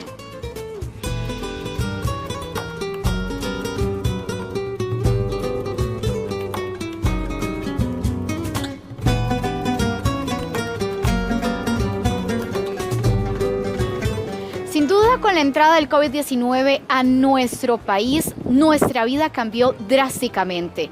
Quedarnos en casa, cuarentenas obligatorias, incluso para algunas personas, han generado un nivel de estrés, de desánimo, de angustia, de qué va a pasar, que nos está pasando una factura emocional y que podría ser también física. Por eso invitamos hoy a la doctora Blanca Mendoza, que nos habla justamente de cómo perjudica este tipo de emociones a nuestra salud. Muy buenos días, doctora, y gracias por acompañarnos. Gracias a ustedes. Sí, esto es muy importante, digamos, ya que ahora todos estamos así, ¿verdad? Lo que hablábamos, de que todos andamos estresados, todos estamos ansiosos, ¿verdad? Entonces aquí tenemos como una serie de cosas que nos pueden ayudar a esto, ¿verdad? Hay que ver un poco la fisiología y la fisiopatología de la enfermedad como para poder tratarlo bien o por lo menos recomendar lo mejor que se puede. Aquí lo que hay que tener como estable, por decirlo así, ¿verdad? Tiene que ser la adrenalina y el cortisol, ¿verdad?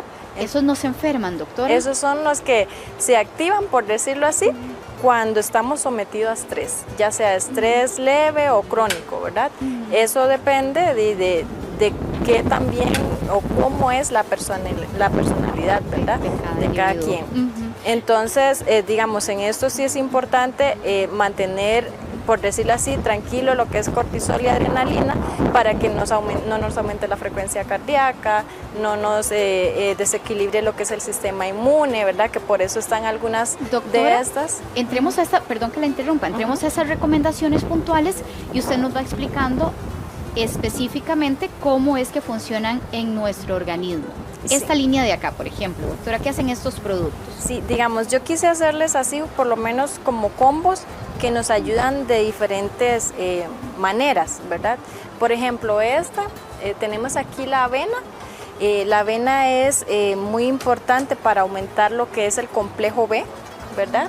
Entonces, por esta razón, bueno, es muy fácil de comer, de tomar, ¿verdad? También. Atolitos en la mañana, fresquito de avena, ojalá sin azúcar, me imagino, doctora. Exacto. Asumo. Sí, se puede hacer hasta como con cereal.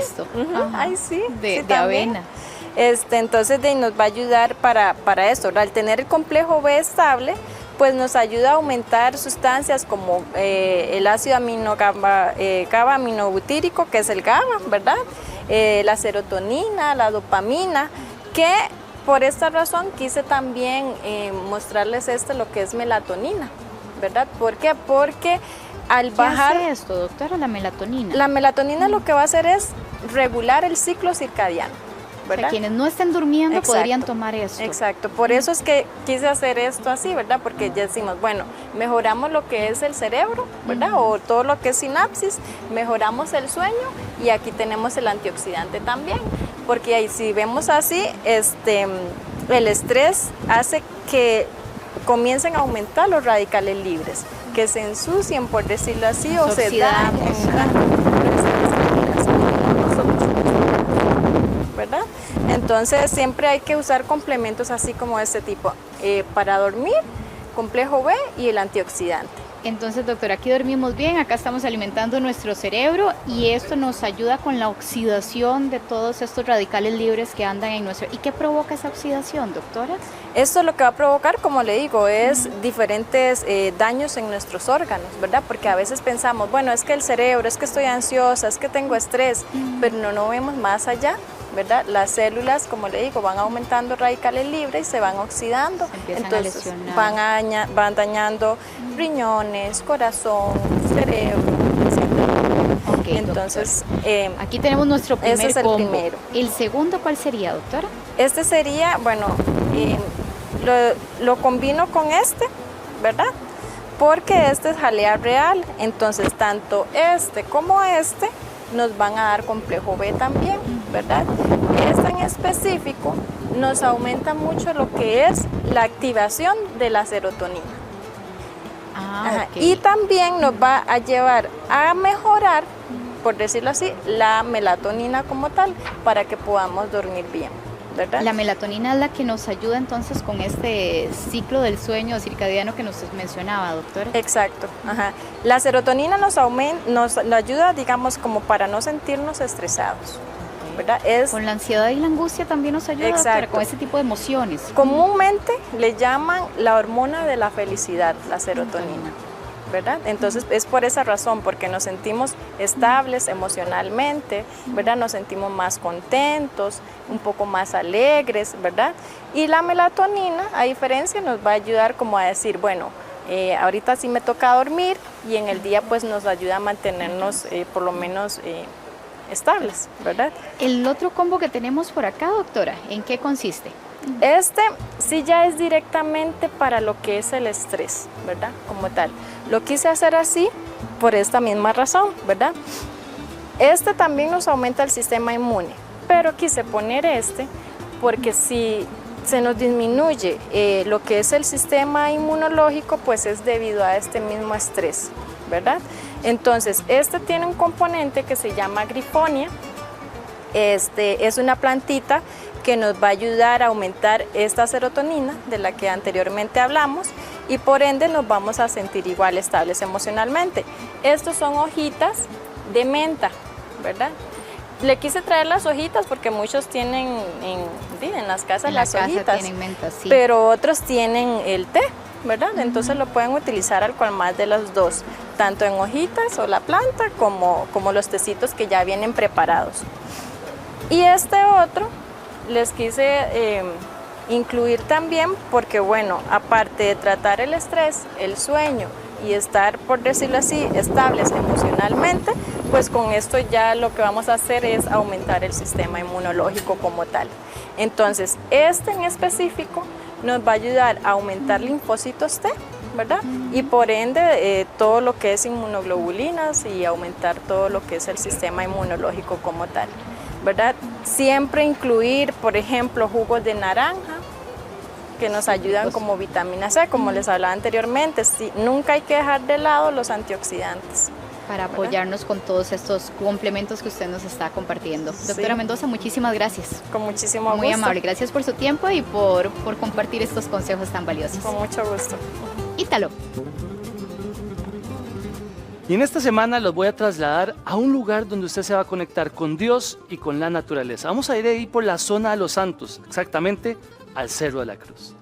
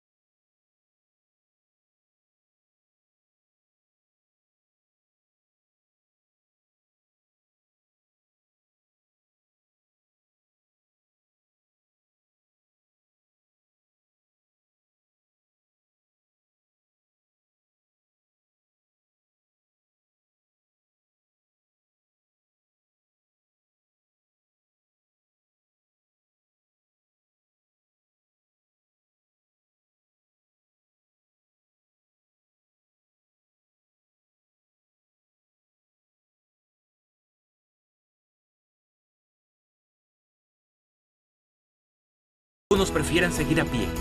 La gente sí va al Cerro de la Cruz, pero ya no con esas devociones que habían antes. Nada más se va como un tipo ya como turismo, como turista, ya un turista, una persona que sube arriba a ver como lo del cerro, porque se ve mucho todo lo de la zona, lo de Tarrazú. Se ve Bajo Canet, se ve San Lorenzo, se ve la Pastora Tarrazú, se ve la Sabana, el centro de San Marcos y San Lorenzo. Entonces la gente sube ya como paseo, como para ir a caminar. El Cerro La Cruz está alejado de los centros de población y no hay casas alrededor. Por esta razón, cuando pase la emergencia del COVID, hay que ir preparado con agua y alimentos que le permitan tener energía para conocer este fantástico monumento, construido ahí ante el temor de que el cerro fuera un volcán.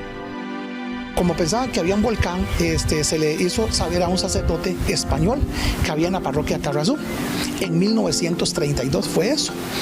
Entonces el sacerdote le dice a la comunidad que como ellos creen que va a ser un volcán, que cómo se puede hacer una cruz en ese cerro. Entonces la gente se pone de acuerdo, se llevan entonces carretas con sus bueyes, la arena y el cemento y la piedra, y se construye la cruz. Y cuando pase todo esto, ir al cerro y a recordar aquellos tiempos y ir con mucha devoción como se iba en aquellos tiempos a meditar, y también por qué no orar en ese lugar. Pero ahorita es quedarse en casa. El Cerro de la Cruz, también llamado La Trinidad, cumplió 88 años de una tradición que ahora sus vecinos suspenden por el COVID, pero que muy pronto la gente podrá visitar, porque esto pasará. Y de la zona de los santos nos trasladamos a San Mateo de Alajuela, donde hay un santo donde la gente hace sus peticiones desde el siglo XIX. Dicen que aquí en San Mateo de Alajuela todos conocen las bondades de San Caralampio, el santo más longevo de la fe católica. Es el santo que todos respetamos, que en realidad es algo milagroso.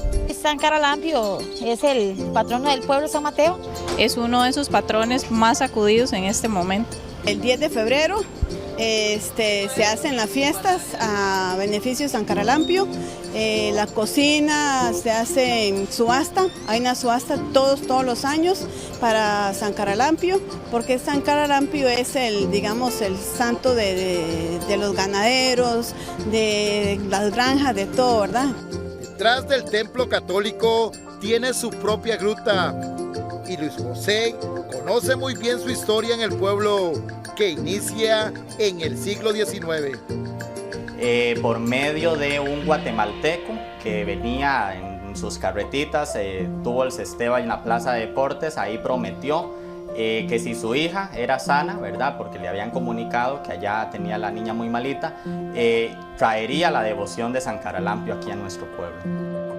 San Caralampio, dice el relato de su martirio, que antes de ser decapitado, le rogó al Señor que donde quedaran sus restos, ¿verdad? Sus reliquias, y se celebrara su memoria, él libraría a los pueblos de hambre, pestes y aire contagioso. La gruta se hizo en la década de los 70s. Aquí se guardan algunos exvotos como símbolo de los milagros de este santo en San Mateo. Esta es la imagen original que inicia la tradición religiosa. Tiene más de 150 años. Es el árbol de cenízaro, donde según la tradición oral de nuestros antepasados, fue encontrada la imagen de San Caralampio por los vecinos, ¿verdad?, de aquel entonces, que es esta imagencita que tenemos aquí. Ahí fue donde el guatemalteco le pidió que le sanara a la chiquita. Ahí fue exactamente. Pues como ya bien decía el compañero, ¿verdad?, desde aquel entonces, de aquel milagro que sucedió, pues se le ha tenido una gran devoción, a tal punto que, pues, como está ahí en la placa, este señor, don Víctor Rodríguez Blanco, pues ofreció un dinero para que se construyera esta capilla en 1972. Es el santo de las pestes, de las grandes calamidades, que en estos momentos muchos costarricenses le piden para que aleje el COVID-19 de nuestro planeta. Primero Dios, y que así sea. ¿Y ustedes sabían que en este cantón también se toma agua totalmente pura? Pero eso es gracias a los vecinos de Palmichal. Palmichal es el distrito número 3 del cantón de Acosta, mejor conocido como el pueblo donde se consume el agua más pura.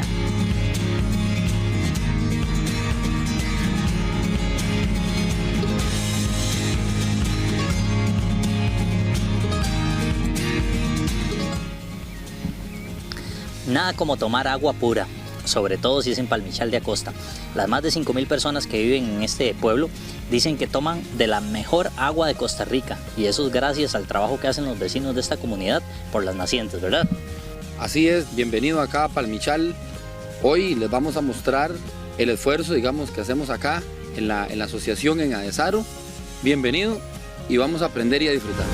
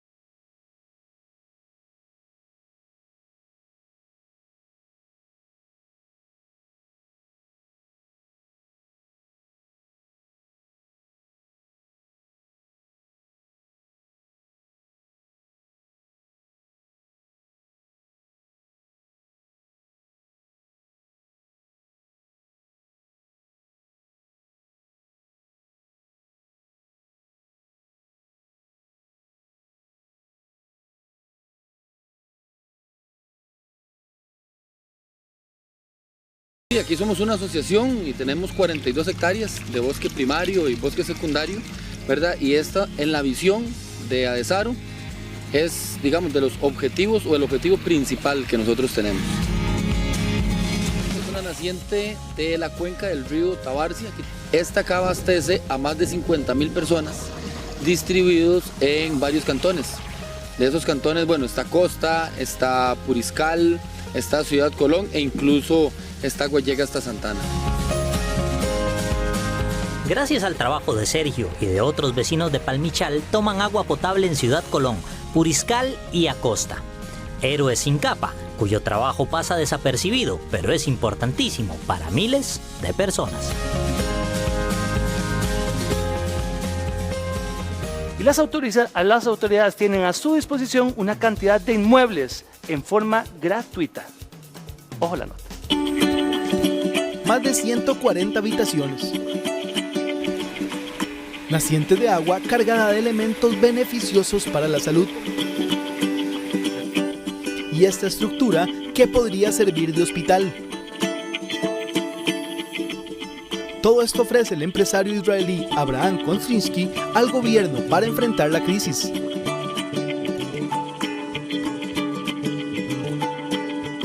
Nosotros un edificio grande en agua caliente a la montaña y todo edificio está para y el gobierno de Sareti está nosotros ayuda para el gobierno para esta. Está bueno porque está arriba de la montaña y no hay problema, está un grande edificio. Río Perlas, muchas habitaciones y también puedo ayudar para el gobierno para esta. El Hotel Río Perlas está ubicado en Orosi de Paraíso de Cartago, mientras que Purapora en Agua Caliente. Un lugar aislado que lo pueden usar como hospital también si es necesario, ya don Abraham lo dijo, que él con mucho gusto. Es importante, primero porque ahí fue un hospital, siempre fue un hospital, primero con los indígenas era el centro medicinal de ellos. Después cuando siguió y la gente de Cartaga llegaba a curarse ahí las enfermedades, que fibromialgia, que los dolores, que hasta la lepra, fue una vez hospital ahí contra la lepra. Las nacientes de agua caliente han sido usadas desde hace miles de años para tratar diversas enfermedades. Incluso en el año de 1920, cuando se desató la gripe española, que acabó con 2.300 personas, este fue un lugar muy importante, pues la gente acudía a curarse. Las aguas de agua caliente eran de las termales de agua caliente o del pueblo de Purapora, eran las que curaban a los indígenas, centro medicinal de los Huetares. ¿Y cómo se curaban ellos la tuberculosis? ¿Cómo se curaban los problemas de respiración? Con las aguas, con el bao, llamémosle el bao. Y esto les ayudaba. Desde este momento, todo está a disposición de las autoridades.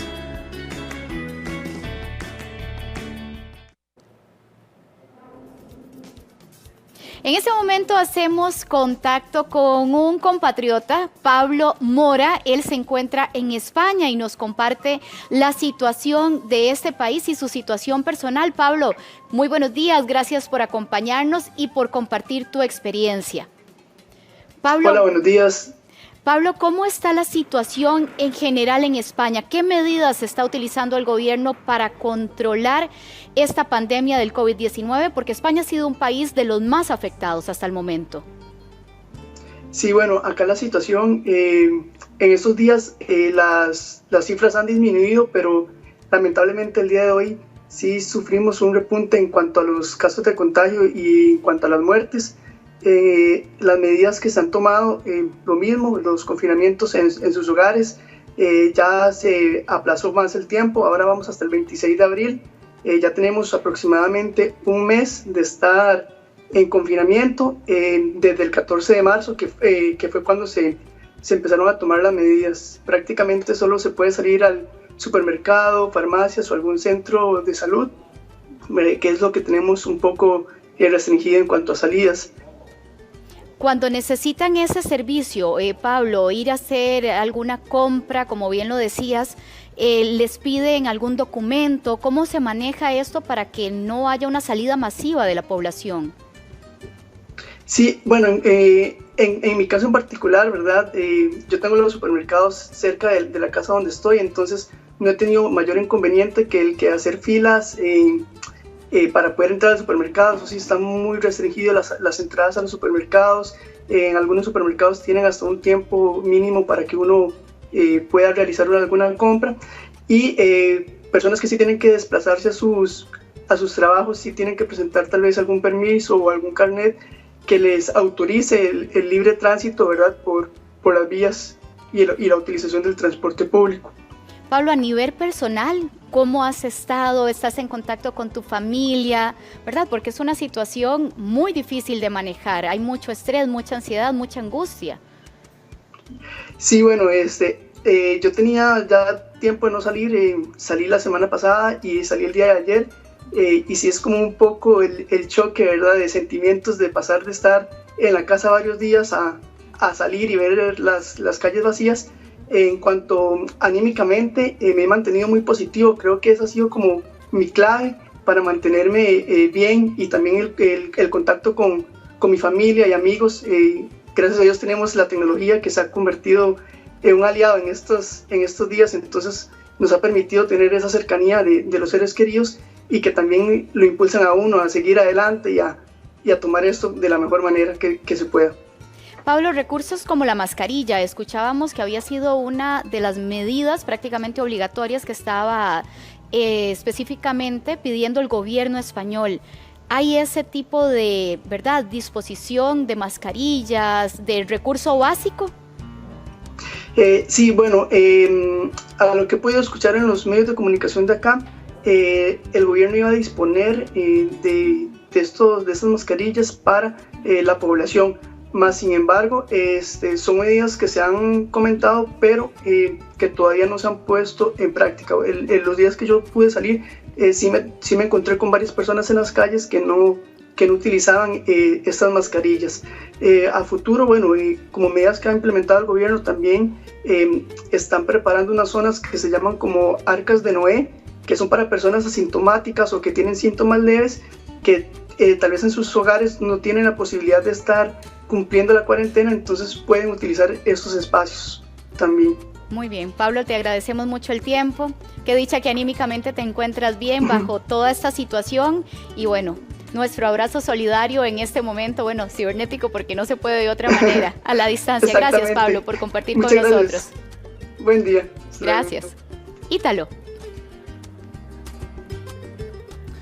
Y miles de animales silvestres pueden quedar desamparados. El SOAVE le está pidiendo su granito de arena. Paco y Domi llegaron al SOAVE en la garita de Alajuela esta semana.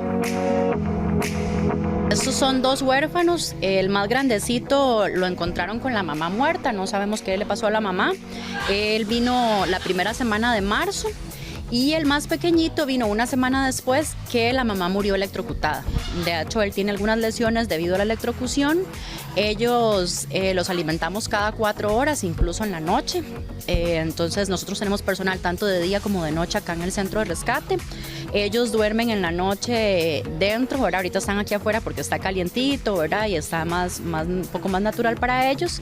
Pero en la noche duermen dentro con una manta térmica, con un calentador, ¿verdad? Esta organización invierte cerca de 4 millones de colones en atender y reubicar a estos 2 monos Congo. Aquí, bueno, nosotros tenemos 2 sitios. Uno es el centro de rescate, que es donde ingresan todos los animales, ya sean las mascotas o los que han estado heridos, ¿verdad?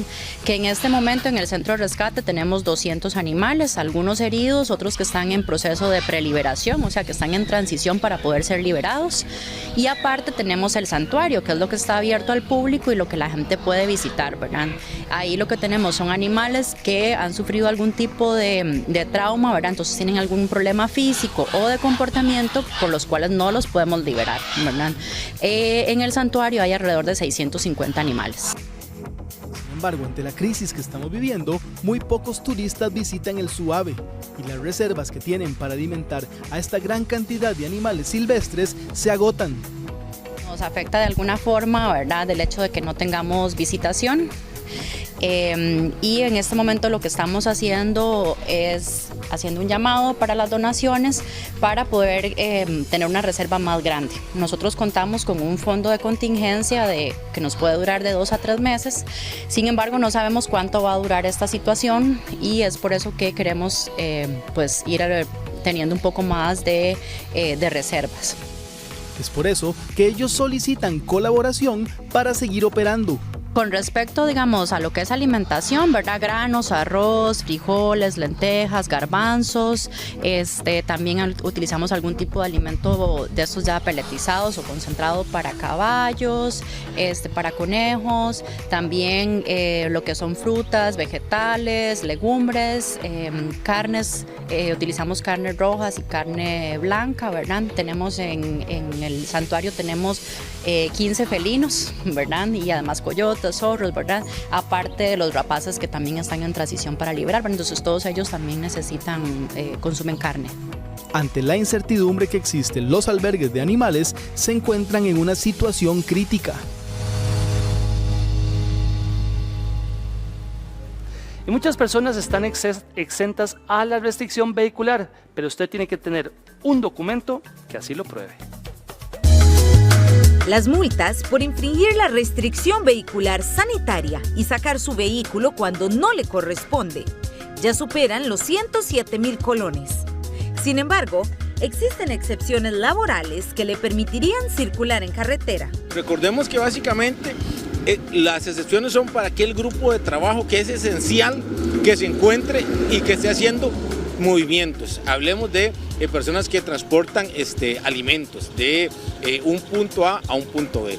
Debe de acreditarse debidamente que si yo le llevo a tal punto comercial, pues un documento que me está haciendo con ese pedido. O sea, una orden de pedido, un documento del establecimiento que acredite, que certifique que este vehículo y este proveedor es el que me está llevando lechugas, tomates, papas, pan, leche, alguno de estos elementos. O en su defecto, por ejemplo, nosotros no estamos sancionando los servicios express debidamente acreditados.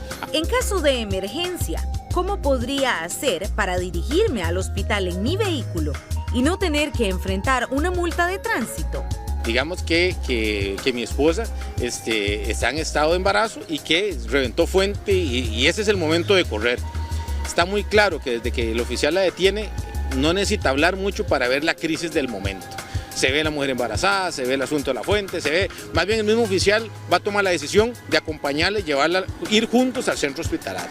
Igual es una fractura, igual un corte, digamos una caída, que un niño sufre una caída en la casa, primero Dios que no ocurra, una fracturita en un brazo, en un dedo, una cuestión, son cosas que son sumamente evidentes, más, incluso se refleja en la persona que va conduciendo y que nos acompaña la angustia, y el que va de paciente se le ve el dolor, o sea, hay cosas que no se ocupa mucha explicación. En los últimos días, la Policía de Tránsito ya realizó más de 2.000 partes por infringir la restricción vehicular sanitaria. Nos genera mucha preocupación porque vemos como algunas personas se lo toman a la ligera y se inventan sus propios justificantes, donde aquí lo importante es acatar la medida, comprender que es un tema de salud por el bien nuestro, por el bien de nuestras familias, por el bien de nuestro país.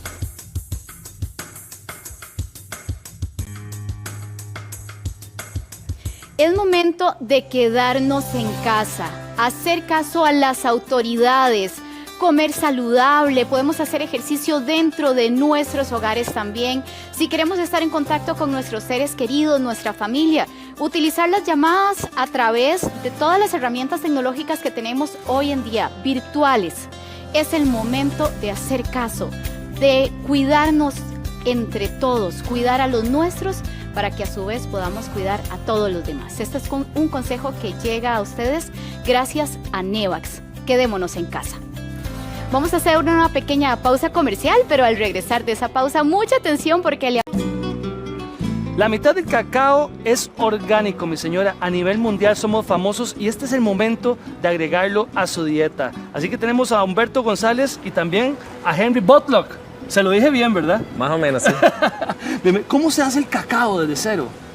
Bueno, más que todo es una planta tropical, ¿verdad? Entonces se cultiva en el bosque caliente y húmedo y de ahí se procesa, se cosecha, se fermenta, se seca y todo. Ahora, esto me llama la atención. ¿Qué es esto? Esa es una tuca. La usamos en el día de cosecha para quebrar la fruta y sacar el cacao ¿Cómo crudo. se hace? ¿Podemos hacerlo en vivo para que lo vea? Ya ahí, ¿cómo sabemos que está listo este cacao? Lo podemos ver por el color de la fruta. Siempre cambia el color cuando ya está madura, igual que otras frutas. Así se detecta. Vamos a ver cómo se abre entonces. Listo. Dale, entonces. A la pucha, de un solo. Ahora ábralo para que lo vea. Está ahí. Listo ahí para sacar. Está ¿verdad? listo, sí. Ahora, y es que sabemos que nosotros somos famosos a nivel mundial. ¿Por qué, Henry? Es por realmente durante miles y miles de años probablemente el cacao, los híbridos que tenemos en Costa Rica realmente son muy sabrosos.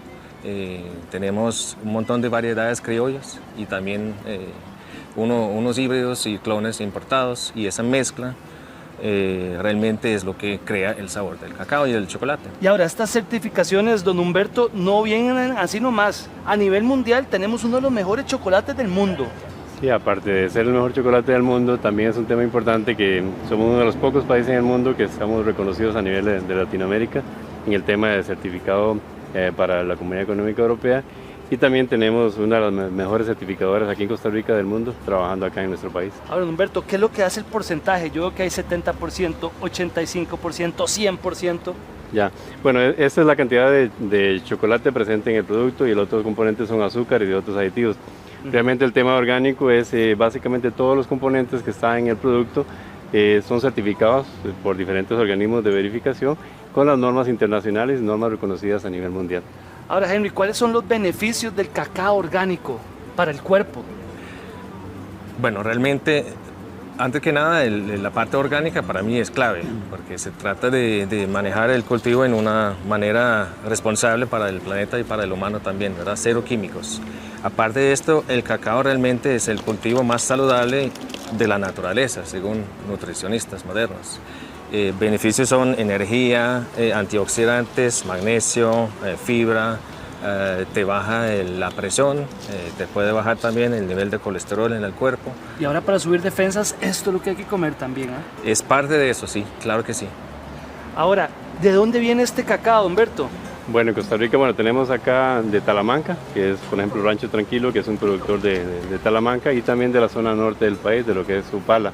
Pero principalmente la zona de Talamanca es la mayor productora de cacao en Costa Rica. Tierra bendita, don Humberto. Tierra bendita, ahí encontramos de todo, ¿verdad? ¿Cuántas familias viven del chocolate?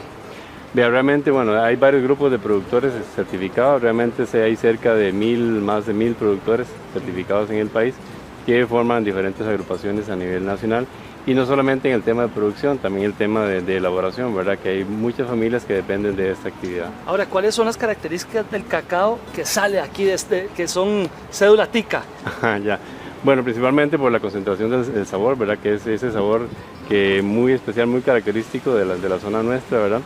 Y básicamente también por el tema del proceso de elaboración, que es un proceso de elaboración a mano, por decir así, no es un tema industrial y contiene todos los elementos, no se le extrae la grasa y otros elementos que normalmente se hacen a nivel industrial. Ahora, Henry, usted es chocolatero, ¿cuánto dura usted desde que está así el cacao hasta llegar a una barra de chocolate? Realmente, primero en la finca, donde realmente se hace la labor más importante de todo, la fermentación. La fermentación dura típicamente una semana, 6 días, luego un par de semanas de secado y luego uno ya puede transportar el cacao a la chocolatería. ¿Cuánto dura de esto a esto, Henry? 3 semanas. 3 semanas. Y luego como unos 3 días más de tueste y molido del cacao para hacer el chocolate fino. Ahora, ¿cómo le va haciendo? Porque hay gente que dice con jengibre, con chile, con más cacao, con menos cacao. ¿Cómo hace usted esas variantes? Por eso es el placer grande de ser chocolatero, ¿verdad? Hacer sus propias recetas. Sí, nosotros tenemos, por ejemplo, más que todo enfocamos en chocolate oscuro y saludable, el chocolate fino gourmet. Pero usamos, por ejemplo, también jengibre o coco o pimienta, cosas así en las recetas originales. ¿Cuáles podrían ser estas diferentes formas de incorporar el cacao y consumirlo también? Bueno, uno puede realmente consumirlo como el chocolate fino, pero también con nips, que son los trocitos de cacao que han sido tostados y pelados, y mezclarlo con su comida en ensaladas, en batidos, en postres. Hay muchas maneras de disfrutarlo.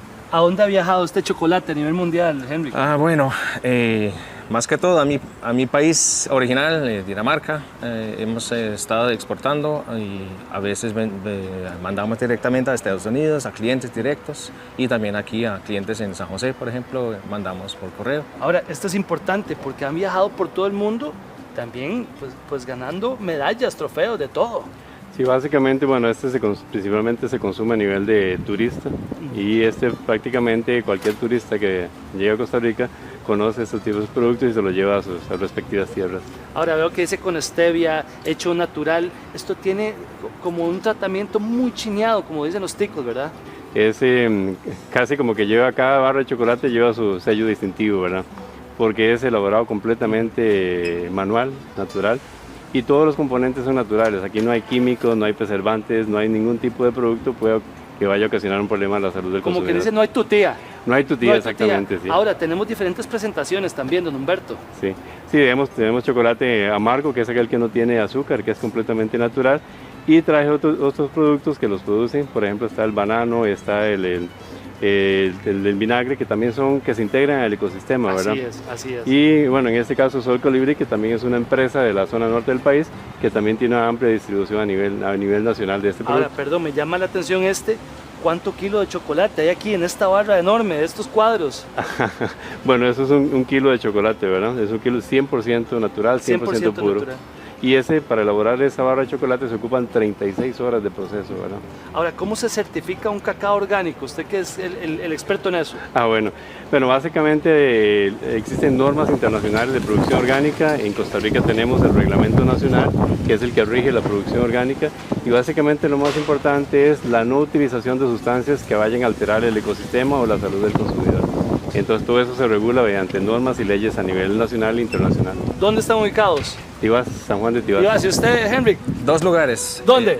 La finca Poropala y la chocolatería en Playa Brasilito. Pasa viajando usted, hombre. Sí, todo el tiempo. Muchísimas gracias, Henry Humberto, y que Dios bendiga realmente el cacao de nuestra tierra. Muchísimas gracias. Y como siempre le digo, que Dios bendiga sus hogares. Por favor, quédese en casa. Por favor, este es el momento de salvarnos los unos a los otros. Quédese en casa, y ahora en Semana Santa con su familia. En casa estamos más seguros. Que Dios los bendiga y que Dios bendiga sus hogares. Nos vemos mañana.